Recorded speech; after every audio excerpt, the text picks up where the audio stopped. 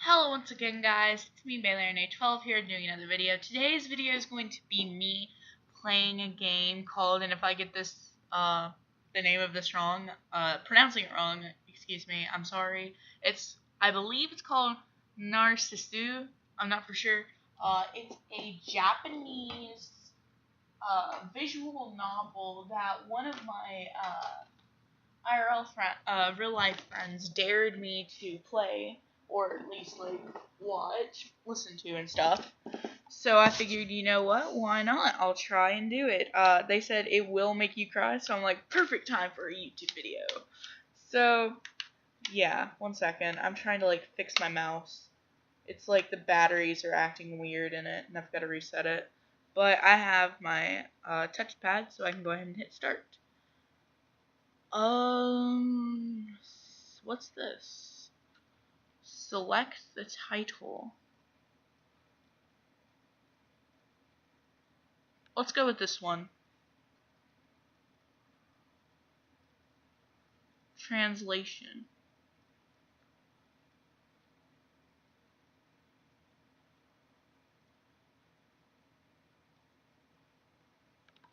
I think this. And let's do voiced. Just so I don't. 眩しかった日のこと。そんな冬の日のこと。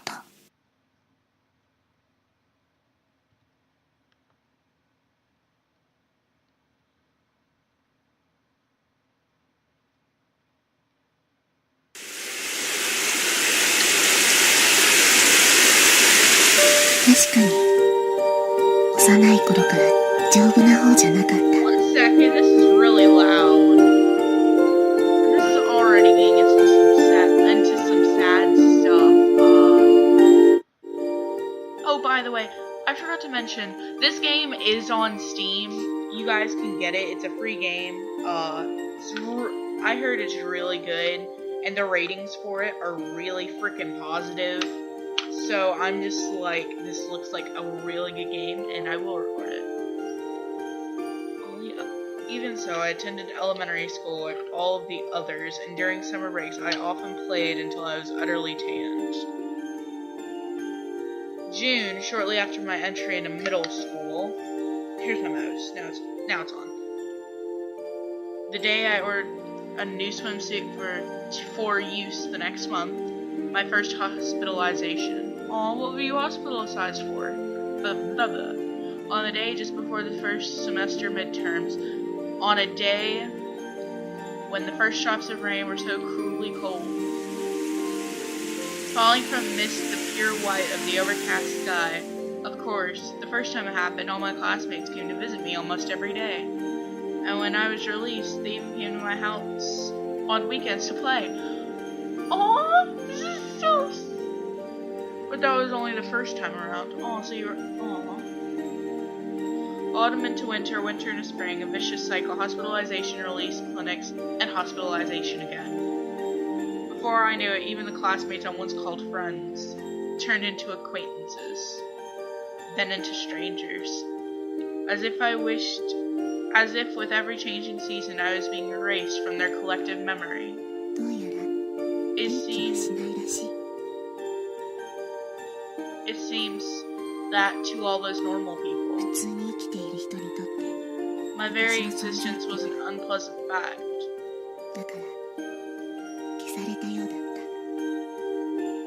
And so it looks like I've been erased. I've spent so many seasons, so many white overcast skies without want or need to converse with anybody. 私の英語の教科書は1年生の中間テスト以降まっさらな状態だった。 For that matter, my English textbook never changed from that of a first-year middle school student before first midterms. Oh, and I'm sorry guys if you can't really hear her talking. She's like talking in Japanese. So you guys probably wouldn't be able to understand it anyways. I'm just letting her talk because that's the polite thing to do and that's what I was raised to do. So, yeah. そこで私の時間も止まったらしい。 My time seems to come to an end.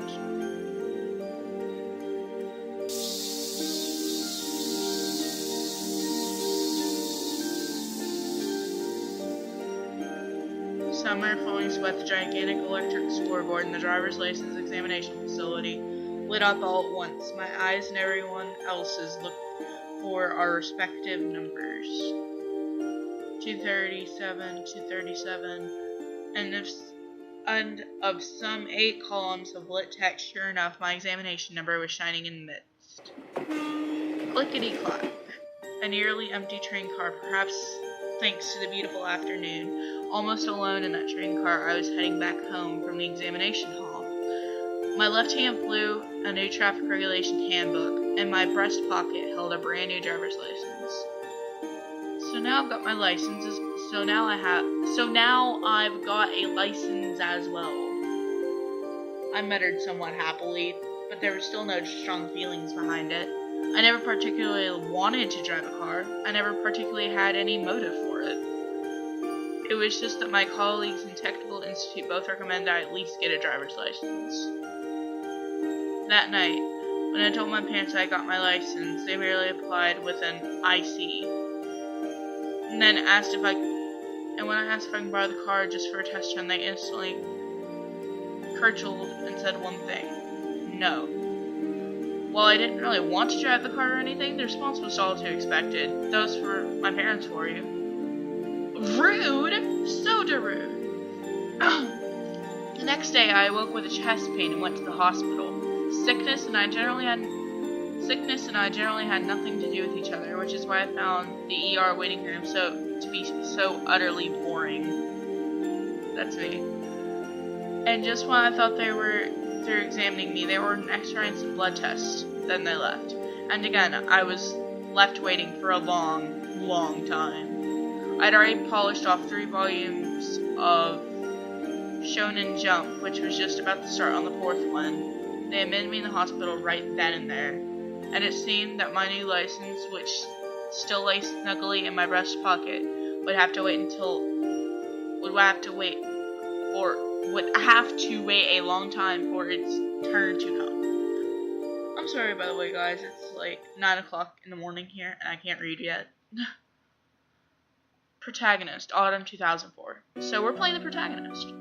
Right around when all of the noises, cicadas, have finally gone silent, I once again found myself in the hospital, as per usual. Of course, it wasn't as if I'd been there the entire time. I came and went, a futile cycle. My first surgery was a month ago. After that, I started doing a 5-minute commute to and from the hospital by moped. And from then on, I was hospitalized, discharged, ordered to the clinic, and hospitalized again and again and again. While I still had no clue what PET or IRISA stood for, in no time at all, several months had already passed. As my appetite decreased, my medications increased. I could feel my own physical strength atrophying away. I keep imagining that my legs were getting thinner. But the needle of the weighing scale rudely informed me, it's not just your imagination. And yet I kept looking at myself with detached interest, as if it was somebody else entirely, as if I was looking at a scene on TV or the like. My mind could not grasp what had so suddenly happened in my body. Nothing within me was telling me that this was real at all. That's why, even though it was all happening to me, I kept looking on as if it was somewhere far away. A day of winter, around when Christmas trees had vanished from the streets, I was discharged home as a kind of year's end treat. It seemed like an exercise in total transcendence, but still, it made me slightly happy. Why would you want to go home to your parents? I traveled back home I had not seen in a long midst of the freezing rain. Strangely enough, my entire family was there. My parents, who had never so much as talked to me, came out to meet with terrible, stilted smiles. And my little sister, whom I never had a pleasant word, had made my favorite cream stew and fried shrimp just for me. They made me sit at the table, they peeled tangerines for me. They were cruelly kind. It was an impressive display.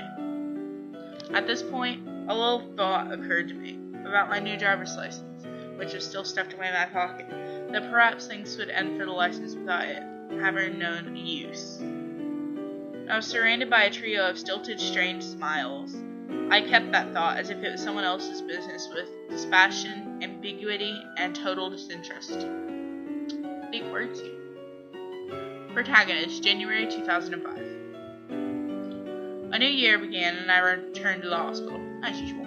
But on this day, instead of my usual 4F room, I ended up in a conference room of sorts. They took me there. And then my father and all the doctors had a little talk. I joined. Well, they talked to me. So, this was their so-called announcement. They said in terrible roundabout fashion, they told me that I was going to die. I knew it.